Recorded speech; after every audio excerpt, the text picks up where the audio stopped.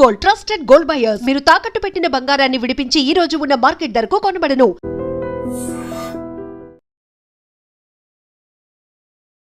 చూసారుగా, నిత్యం పర్యాటకులతో కలకలలాడే tourist ప్లేస్లన్నీ no entry బోర్డుతో దర్శనమిస్తున్నాయి.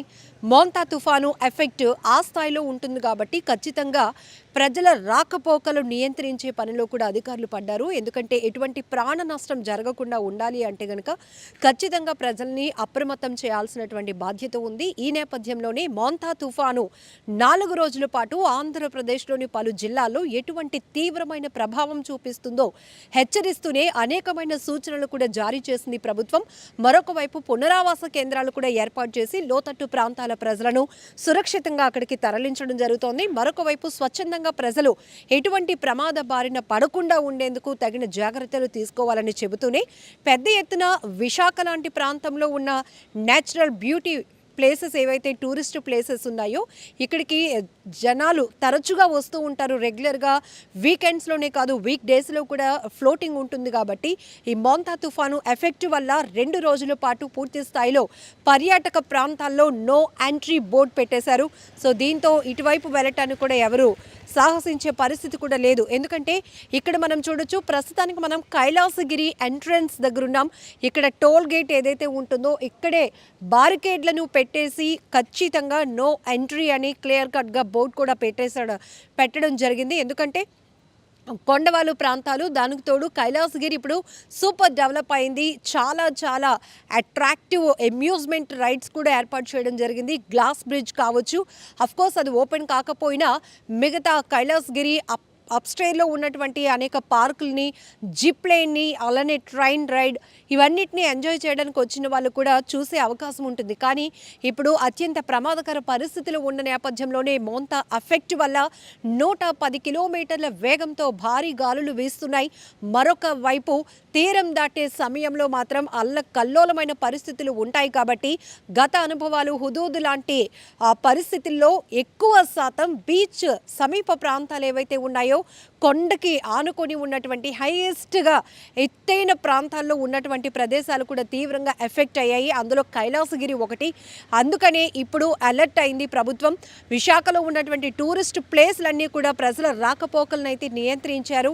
ఖచ్చితంగా చెప్పొచ్చు, ప్రజలు స్వయంగా వాళ్ళే స్వచ్ఛందంగా ఇప్పుడు ఉన్నటువంటి ఎఫెక్ట్ ఎలా ఉండబోతుందో అంచనా వేస్తుంది ప్రభుత్వం. ఆ తరహాలోనే ప్రజలకు ఎప్పటికప్పుడు అలర్ట్ నోటిఫికేషన్స్ కూడా జారీ అవుతోంది.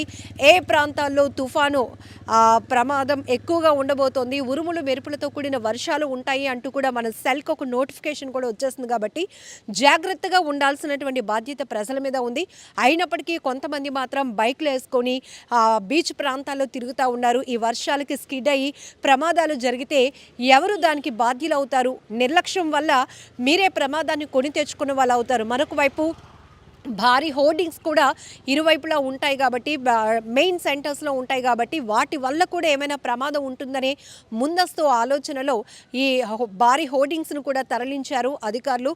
అవన్నీ కూడా తీసేయడం కూడా జరిగింది. మరొక వైపు ఇటు ట్రాన్స్పోర్ట్ వ్యవస్థ కానీ, టెలికమ్యూనికేషన్ వ్యవస్థ కానీ పునరుద్ధరించే పనిలో, ఎందుకంటే ఇలాంటి భారీ వర్షాలు కానీ, ఈదురుగాలులు వేసినప్పుడు, తుఫాన్లు, సూపర్ సైక్లోన్స్ వచ్చినప్పుడు ముందు వీటిపైనే ఎఫెక్టివ్గా వర్క్ చేస్తాయి. కాబట్టి సో ప్రజల మధ్య కమ్యూనికేషన్ గ్యాప్ వచ్చేస్తే ఇబ్బందులు పడతారు అనే ఉద్దేశంతో వాటికి ఆల్టర్నేట్గా కూడా ఏర్పాట్లు చేయడం జరిగింది. విశాఖలోని పలు ప్రాంతాల్లో అయితే ఇప్పటికే కలెక్టరేట్లో అయితే పునరావాస కేంద్రాలు ఏర్పాటు చేయడం, కంట్రోల్ రూమ్లు ఏర్పాటు చేయడం, లోతట్టు ప్రాంతాలు కానీ అలానే పురాతనమైన భవంతుల్లో నివసిస్తున్న వారు కూడా జాగ్రత్తగా ఉండాల్సిన అవసరం ఉంది. కొద్దిపాటి వర్షాలకే ప్రహారీలు కూలిపోయినటువంటి ప్రమాదాలు ఇవన్నీ చూస్తున్నాం. కాబట్టి ఎప్పటికప్పుడు ప్రజల్ని అప్రమత్తం చేస్తూ ఉండటంతో పాటు ఈ మోంతా తుఫాను ఎఫెక్ట్ని సురక్షితంగా, సమర్థవంతంగా ఎదుర్కొనే విధంగా కూడా డివిజన్ల వైజ్గా ఎప్పటికప్పుడు సర్కారు మానిటరింగ్ సిస్టమ్ని కూడా చాలా బలోపేతం చేసింది.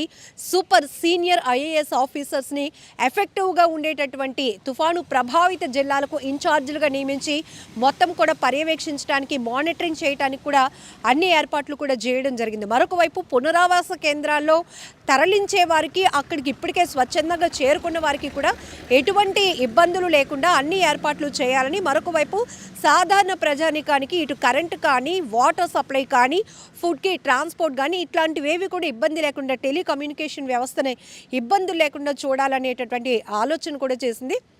ఈ నేపథ్యంలోనే హుదూద్ లాంటి విపత్తుల్ని దృష్టిలో పెట్టుకొని అలాంటి పరిస్థితులు మళ్ళీ రిపీట్ కాకుండా ఉండాలని ముందస్తుగానే అధికార యంత్రాంగాన్ని అలర్ట్ చేయడం ద్వారా భారీ నష్టాన్ని మనం తగ్గించుకోవచ్చు. ఆస్తి నష్టం, ప్రాణ నష్టం లేకుండా చూసుకోవచ్చు. కొద్దిపాటి ఆస్తి నష్టాలు అక్కడక్కడ ప్రభుత్వం సంబంధించినటువంటి ఆస్తి నష్టం జరిగినప్పటికీ కూడా పూర్తి స్థాయిలో దాన్ని నియంత్రించేటటువంటి హై డెవలప్డ్ సిస్టమ్ని అయితే కనుక అందుబాటులోనికి తీసుకురావడం జరిగింది.